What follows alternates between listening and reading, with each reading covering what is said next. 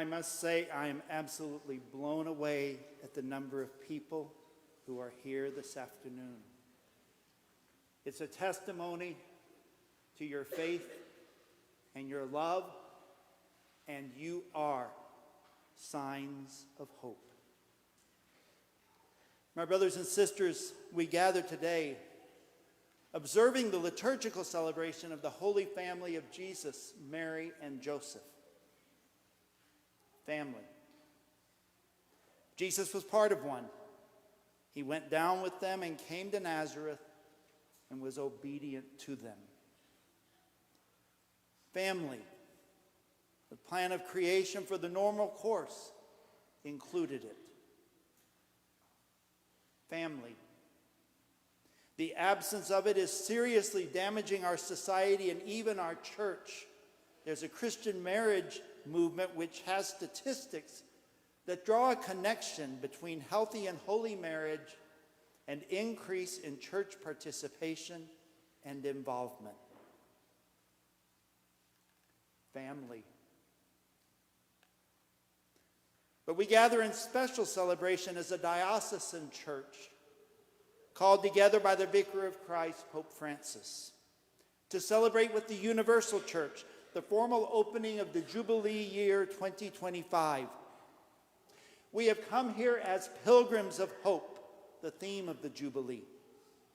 Pilgrims preparing to begin our journey through the new calendar year 2025. We are pilgrims on our diocesan journey into the middle of the 21st century. We are pilgrims within the social unit of family, a unit made sacred by the example of the Holy Family and by the migration of divinity into humanity in the incarnation of the divine Word into our human nature, the incarnation celebrated in this Christmas season.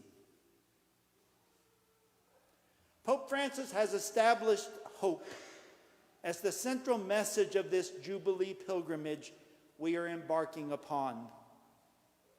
And he's encouraged us as pilgrims of hope to give special attention to what he has set forth as signs of hope. To be instruments of peace in a world which he describes as immersed in the tragedy of war. To be open to life and to exercise responsible parenthood, which he has described as the design that the Creator has implanted in the hearts and bodies of men and women.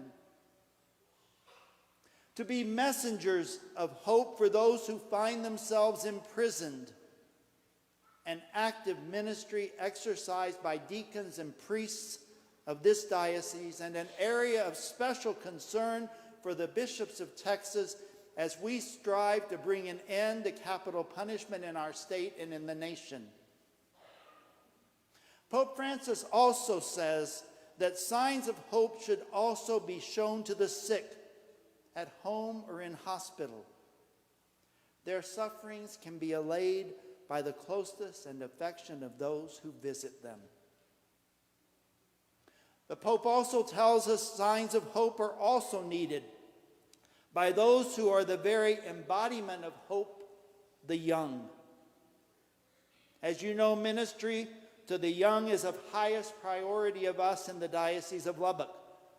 A priority realized in the opening of our Guadalupe Youth and Family Center just a couple of months ago, and currently undergoing furnishing and further development even as programs are starting there. The Holy Father also says signs of hope should also be present for migrants and exiles who leave their homelands behind in search of a better life for themselves and their families.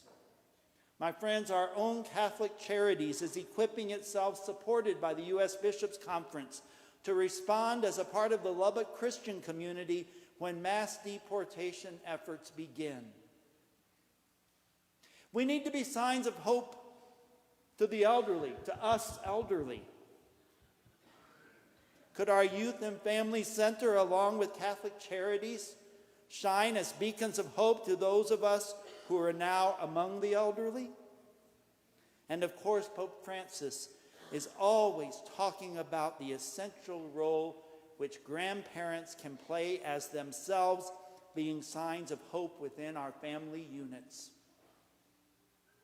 And our action on behalf of the poor must be a sign of hope to them, which is why our Catholic Charities of Diocese of Lubbock is partnering with the Society of St. Vincent de Paul to broaden the scope of assistance to the Catholic community, a community which provides for the poor in the territory of the Diocese of Lubbock. Signs of hope set forth by Pope Francis. And as a diocesan church, we are on pilgrimage to being even more effectively signs of hope within our local community spread throughout our 23,000 square miles. Hope.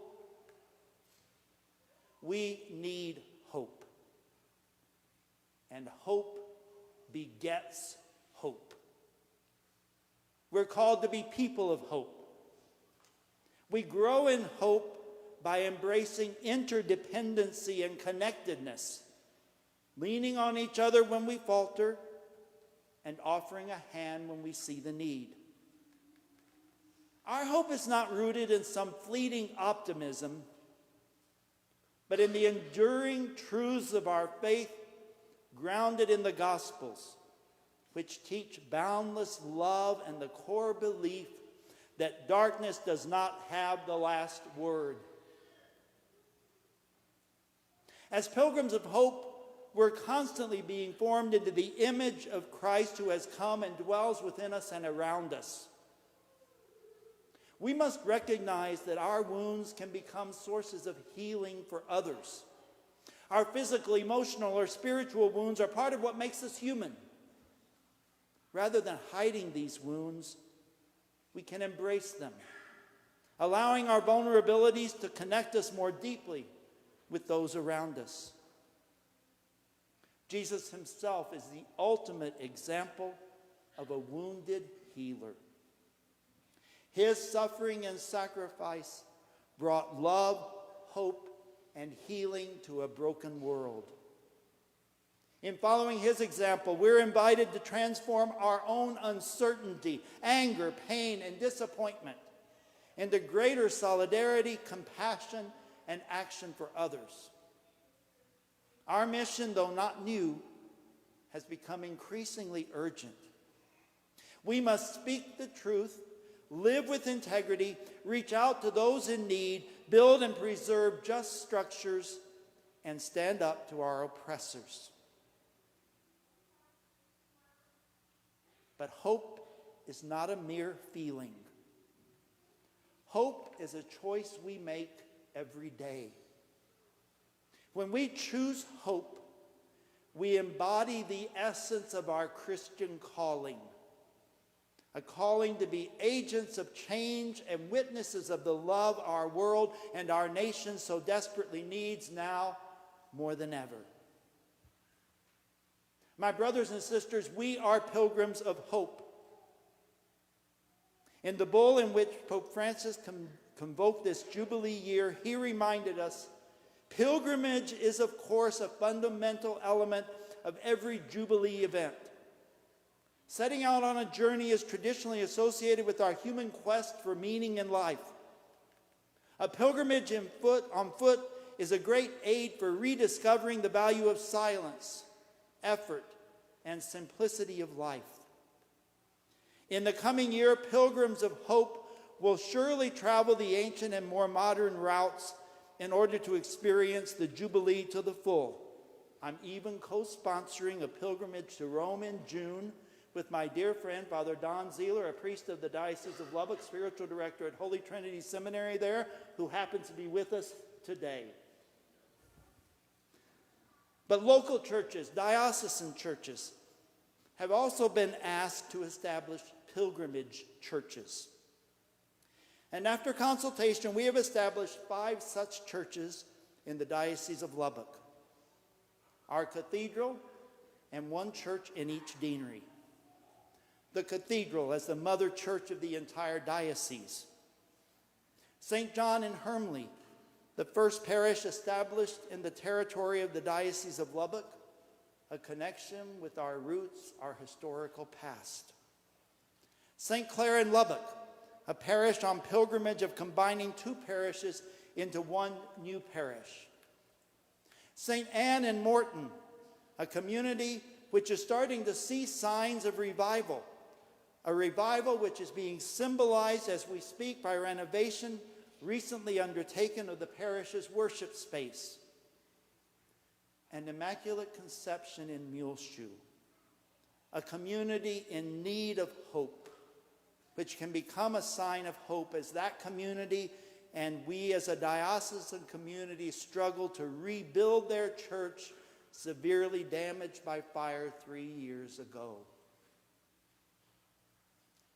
I leave it to your creativity, to your goodwill as the faithful of our diocese, and to your pastors and our deans and deanery structures to sponsor pilgrimages of whatever sort, and to observe the Jubilee year in ways specific to your respective rhythms of life. Pope Francis concludes his document convoking the Jubilee year with these profound words. The coming Jubilee will thus be a year marked by the hope that does not fade, our hope in God. May it help us to recover the confident trust that we require in the church and in society, in our interpersonal relationships, in international relations, and in our task of promoting the dignity of all persons and respect for God's gift of creation. May the witness of believers be for our world a leaven of authentic hope, a harbinger of new heavens and a new earth, where men and women will dwell in justice and harmony, in joyful expectation of the fulfillment of the Lord's promises. Let us even now be drawn to this hope. Through our witness, may hope spread to all those who anxiously seek it. May the way we live our lives say to them in so many words, hope in the Lord, hold firm, take heart, and hope in the Lord. May the power of hope fill our days as we await with confidence the coming of the Lord Jesus Christ, to whom be praise and glory now and forever. My brothers and sisters, that is the coming we celebrate during this season. That is the coming in which we share at this altar.